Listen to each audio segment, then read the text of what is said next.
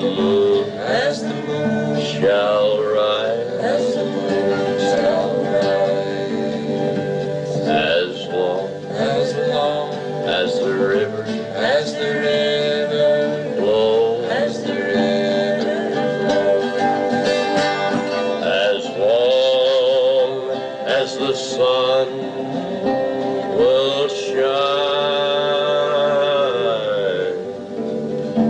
as long as the grass shall grow. As Long as the Grass Shall Grow is a song that tells the story of the Seneca Nation's forced removal from their land, which was a direct violation of the 1794 Treaty of Canandaigua.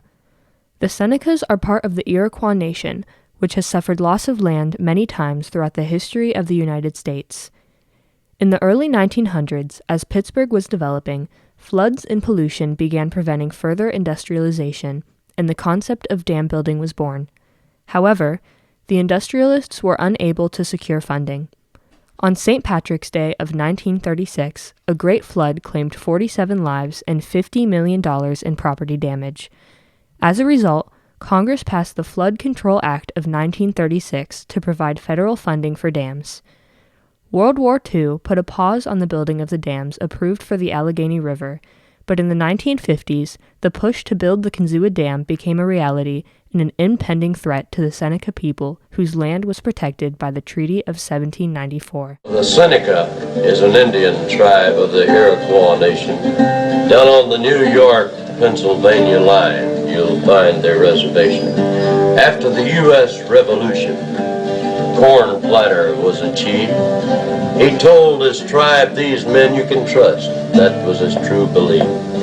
Well, they went down to Independence Hall, and there a treaty signed that promised peace with the USA and Indian rights combined. George Washington gave his signature. The government gave its hand. They said that now and forevermore that this is Indian land. The basic premise that the Seneca Nation stood on was the fact that we had a treaty, and this one treaty in particular was the Canandaigua Treaty. Some call it the Pickering Treaty, and it was made in 1794. And this was a treaty of peace, and that treaty stipulated that this land where we lived would always be ours, and it would never be taken from us unless we said it was okay. The Senecas took their treaty very seriously, and once the push for building the dam in the 50s grew strong, they were prepared to wage a strong battle to preserve their rights and their land. However, they were up against several powerful forces, including both the wealthy business owners and powerful political forces of Pittsburgh, as well as the U.S. Army Corps of Engineers and the federal government. The Senecas engaged the help of their longtime friends, the Quakers, as well as Dr. Morgan, first director of the TVA and respected civil engineer. The tribal council had made a resolution that they would fight the dam, that we would remain where we were forever. So we went to Washington many times to talk to congressmen, senators, to have them help us fight the dam so that we could remain where we were. And we had a great deal of help from the Quakers, the Friends we call them. And they wrote letters out to people all over the country. They did a lot of publicity for us, and it helped us a lot in our fight to keep our lands. And it was at that time that we had engaged the service of Dr. Morgan. Actually, the subcommittee on appropriations shelved the Kinzua project until the study was made of the alternative. And the study showed that Morgan's plan would cost a few million more, but that it would do what Morgan said it would, protect against a greater flood and store more water, and wouldn't break our treaty. Congress did not agree to use Dr. Morgan's plan. The Senecas' legal battle was unsuccessful. They were successful in rallying public support and powerful allies, including Eleanor Roosevelt, who publicly supported the Senecas' right to keep their land. On October 22, 1960, Governor David L. Lawrence participated in a groundbreaking ceremony for the Kinzua Dam.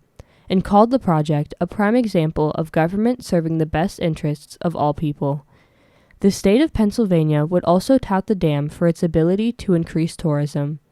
The Seneca Nation did not share these sentiments, nor did many nationwide who supported their case. The Senecas were still extremely determined to uphold their treaty.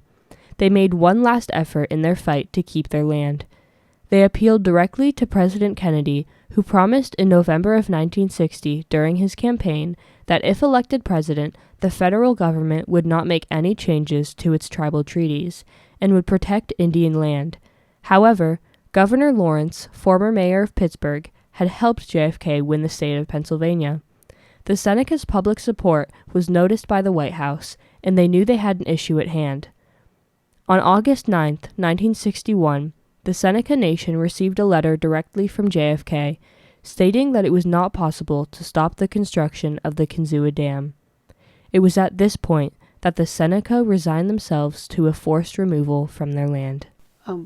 I think it started becoming a reality for me when I actually began to see the bulldozers. And we had a large hill in front of our house, and the bulldozers came, and they weren't just bulldozers, they called them earth movers.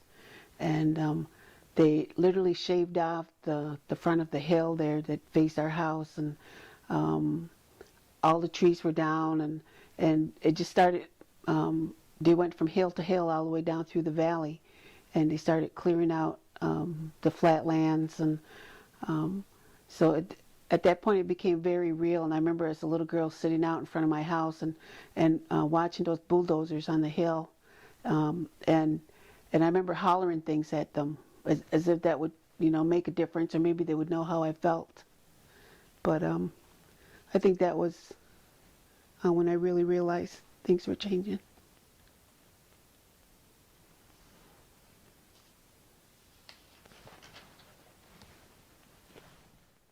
But on the Seneca Reservation, there is much sadness now. Washington's treaty has been broken, and there is no hope, no how. All across the Allegheny River, they're throwing up a dam. It will flood the Indian country, a proud day for Uncle Sam. But it broke that ancient treaty with a politician's grin. It will drown the Indian graveyards. Corn planter, can you swim? Earth is mother to the Seneca, so they're trampling sacred ground. Change the mint green earth to black mud flats as honor hobbles down. From going through Kinzua Dam, something so horrible that it does make you feel like you can't trust. You've gotta watch out, because it can happen again. Now, I don't want to forget that. I don't want our people to forget that. Because when we do, we're going to get lazy and we won't be ready, won't be prepared. We always got to be ready. The United States government failed to uphold the Treaty of 1794. This was a direct violation of a bound legal agreement entered into with the Seneca Nation. Despite a long and costly legal battle and strong diplomatic efforts by groups including the Quakers and the ACLU, and individuals including Congressman Saylor and Eleanor Roosevelt, the Senecas were forcibly removed from their land, and the democratic values of the United States government were tarnished. The grass no longer grows on the 10,000 acres of land that once belonged to and was inhabited by over 700 Seneca people. However, the language, customs, traditions, and livelihood of the Seneca people is strong and will live on As long as the moon shall rise.